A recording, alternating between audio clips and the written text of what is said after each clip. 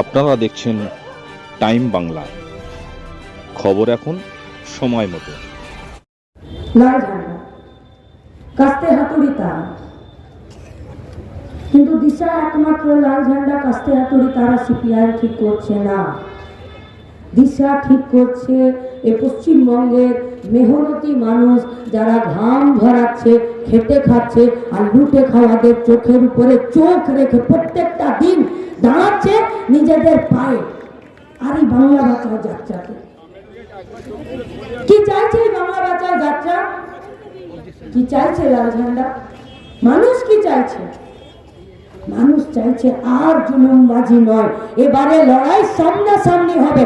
জুলুম করতে হলে জুলুম পেতে হবে, তাছাড়া অন্য কোনো রাস্তা নেই। এইটাই চাইছে লাল ঝান্ডার নেতৃত্বে গোটা রাজ্যের মেহনতি মানুষ। গতকাল জান্ডিপাড়াতে বিরাট সমাবেশ হয়েছে। ফুরফুরা শরীফ, ঈদের দিন হোক, মহরমের দিন হোক, বকরিদের দিন হোক, শুধুমাত্র ফুরফুরা শরীফে নয়, গোটা হুগলিতে। আর শ্রাবণের মাস এলেই গোটা পশ্চিমবঙ্গ থেকে যারা ধর্মাচরণ করেন তারা কাঁধে বাঁক নিয়ে এসে তারকেশ্বরে চলে আসে। এই হুগলির মাটি বৈচিত্র্যের মধ্যে ঐক্যের মাটি, এই হুগলির মাটি সংবিধানের ঐতিহ্যকে ধরে রাখার মাটি। সেই হুগলিতে দাঁড়িয়ে এখানে কৃষক শ্রমিকরা একসঙ্গে লড়াই করছে, একসঙ্গে। আর পশ্চিমবঙ্গের ভাড়ারে কি বাঁচল?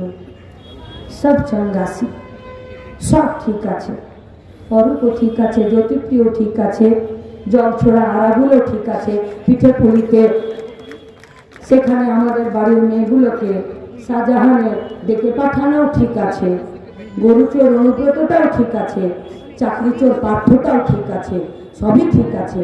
কিন্তু আমার পেটের খিদে, আমার হাতের কাজ, আমার মাথার ছাদ আর আমাদের সংস্কৃতি ঠিক বদল ঘটাতে হবে। এই রাজকে পরিবর্তন করে দিতে হবে, পাল্টাতেই হবে, কোনো উপায় নেই।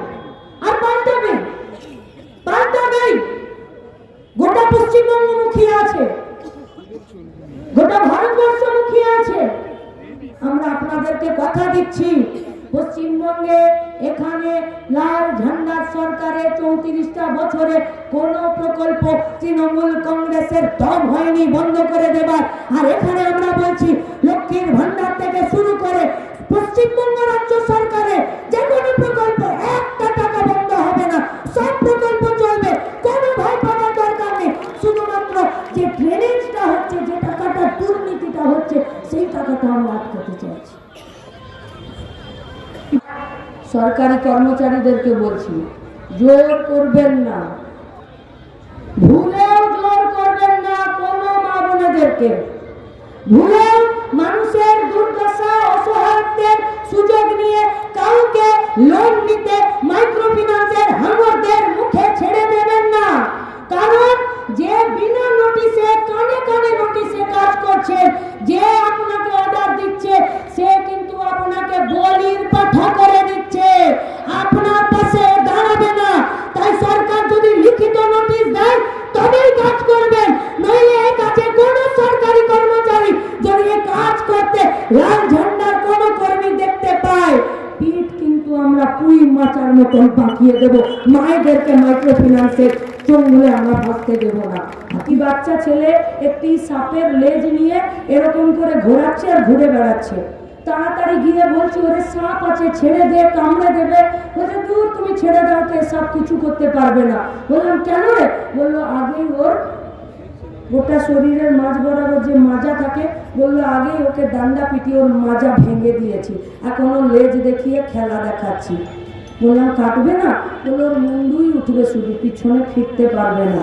তাই যারা মাঝখানে থেকে মানুষকে শুষে নিতে চাইছেন তাদেরকে বলছি, তৃণমূল কংগ্রেসের সরকারটা কিন্তু এখন মাজা ভাঙা সাপ, লেজে ধরে মানুষ ঘুরিয়ে দেবে, মাথা তুললেও ফোঁস করলেও কামড়াতে পারবে না। আর মাজা ভাঙা সাপের উপরে ভরসা করে কেউ যদি কাজ করতে চান, খুব মুশকিল। বলছি, একটা খেলা চালানোর অনুরোধ নাই গো,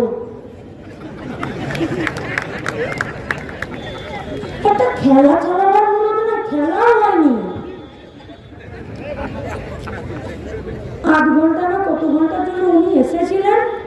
গোটা পশ্চিমবঙ্গের খেলাপ্রেমীরা ওনাকে দেখতে যাবেন।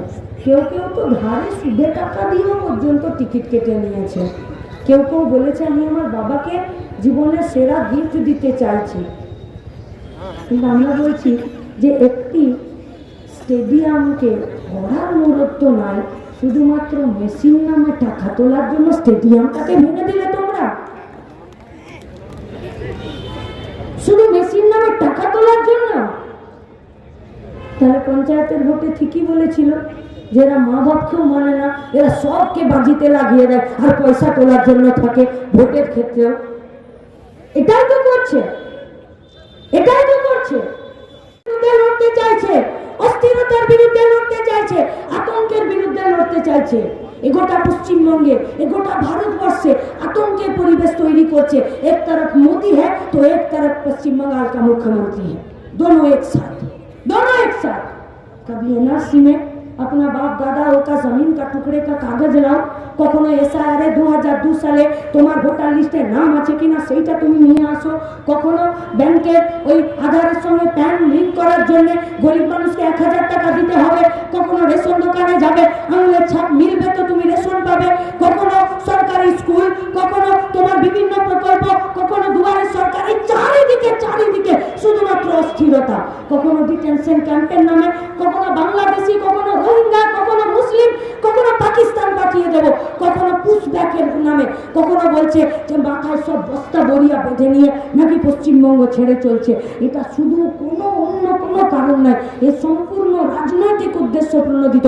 ভয় ভয়, শুধুমাত্র অস্থিরতা, ভয় আর আতঙ্ক তৈরি করতে চাইছে। পৃথিবীর স্বপ্নটা, যে কাজ পাওয়ার স্বপ্নটা দেখে বড় হয়েছি, কলেজে গেছি, স্কুলে গেছি, যে পশ্চিমবঙ্গ এরকম একটা পশ্চিমবঙ্গ যার গ্রাফ এরকম উঠেছিল।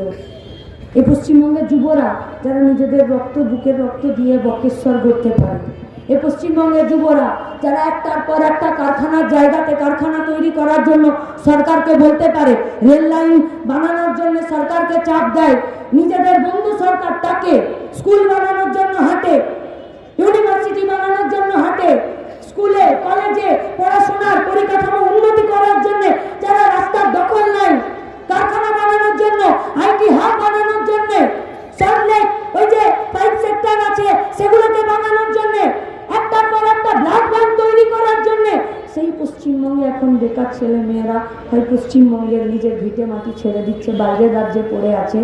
নইলে আগে শুনেছিলাম যে রাম মন্দির বানানোর জন্যে ওটা ভারতবর্ষের যুবরা সেখানে ধর্মের স্থান বানানোর জন্যে মাথায় ইট নিয়ে যাচ্ছেন। আর এখন পশ্চিমবঙ্গের এরকমও যুব আছে যারা মন্দির মসজিদ বানানোর জন্য ফিরে মাথায় ইট তুলছেন। এই পশ্চিমবঙ্গের যুবরা ডিয়ার লটারির দোকানের পাশে ঘুরঘুর করছে। এই পশ্চিমবঙ্গের যুবরা রাজ্যের মুখ্যমন্ত্রী 22,000 মদের দোকান খুলে দিয়েছে, সেখানে ট্যুর হয়ে পড়ে থাকছে। এই পশ্চিমবঙ্গের যুবরা 10,000, 12,000, 8,000 টাকাতে নিজের কাজ পেয়েছে, সেই কাজকে নিজের করে রাখার জন্যে সরকারের সঙ্গে, মালিকের সঙ্গে সব অ্যাডজাস্টমেন্টে, সব শর্তে অ্যাডজাস্টমেন্ট করে নিচ্ছে। এই পশ্চিমবঙ্গের যুবরা কোথাও অনুব্রতর সঙ্গে গরুর লেজ ধরে বৈতরণী পার করে দিত, কুণ্ঠাবোধ করছে না। এই পশ্চিমবঙ্গের যুবরা জমি ভরাট করে দিয়ে, জলা জমি ভরাট করে দিয়ে প্রমোটারি করার জন্য জমির দালালি করছে। এই পশ্চিমবঙ্গের যুবরা এলাকায় চাল পাচার করে দেবার জন্যে পশ্চিমবঙ্গে শুধুমাত্র 2023 সালে 1,20,000 মেয়েদের পাচার কাণ্ডে নিজেদের নাম লেখাচ্ছে।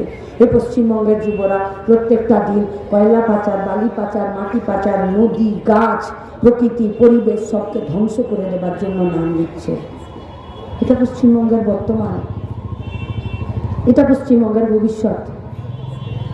অনেক রাত হয়ে গেলে বাড়ির পিছনে দরজা দিয়ে টলতে টলতে ঢুকতো, পাড়াতে মুখ উঠিয়ে ঢুকতে পারতো না। আজকে তারা নীল লাল বাতির গাড়িতে ঘুরছে আর পুলিশ তাদের আগে পিছনে ঘুরে বেড়াচ্ছে। ওরা আপনাদের মাথা আর ঘাড়ে পা দিয়ে নিজেদের ঘুড়ি বাড়াচ্ছে আর আঙুল ফুলে কলা গাছ করছে।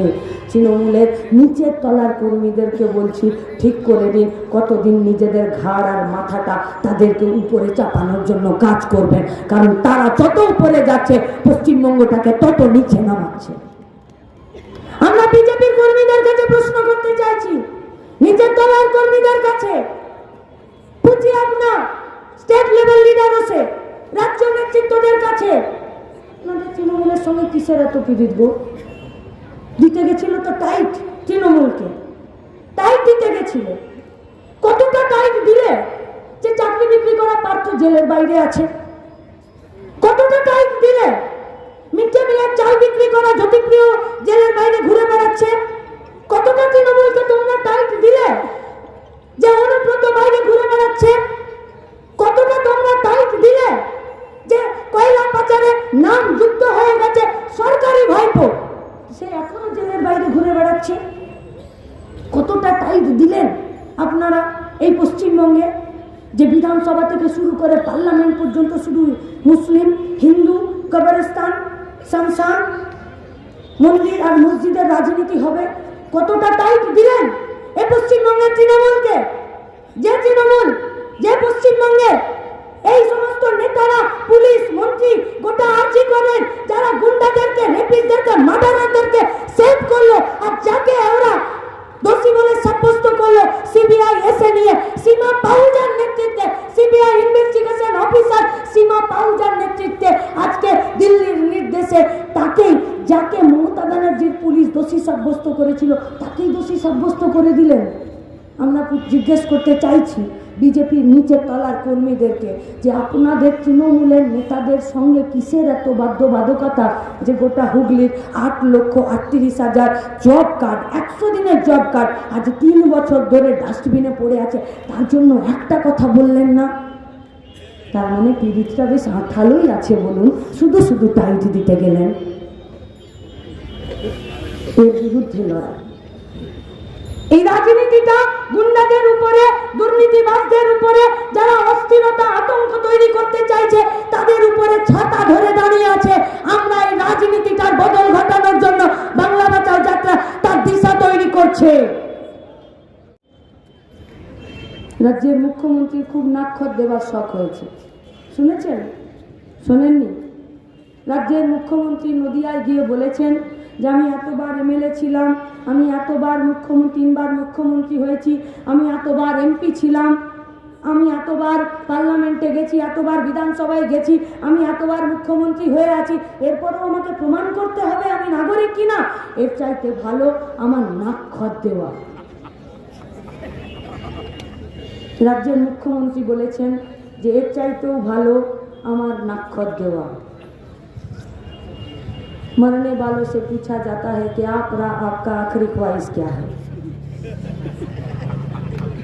রাজ্যের তৃণমূল কংগ্রেসের সুপ্রিমো তিনি নাক্ষর দেওয়া মানে তৃণমূল কংগ্রেসের পার্টিটার নাক্ষর দেওয়া। আমরা বলছি আপনাদের এই শেষ ইচ্ছে লাল ঝান্ডা পূরণ করবে, নাক্ষর আপনাদেরকে দিতে হবে।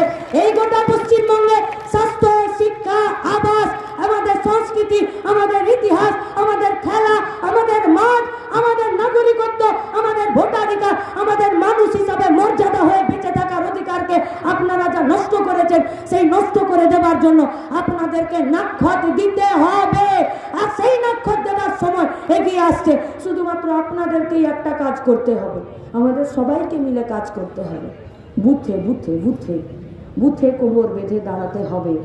26-এ বড় রাজনৈতিক লড়াই, লাল ঝান্ডা গোটা পশ্চিমবঙ্গের দায়িত্ব কাঁধে নেবার জন্য প্রস্তুত হয়েছে। গোটা রাজ্যের মানুষ লাল ঝান্ডাকে এই গোটা পশ্চিমবঙ্গের দায়িত্ব দেবার জন্য প্রস্তুত হয়েছে। তাই সামনে একটাই রাস্তা, সামনে একটাই পথ, যে পথে ওই গোটা হুগলিতে যেমন আড়াচে একটা করে ঝান্ডা লাগানো আছে, সেই ঝান্ডাতে লেখা আছে CPIM, আর সেই ঝান্ডাতে চিহ্নটা আছে কাস্তে হাতুড়ি তারা।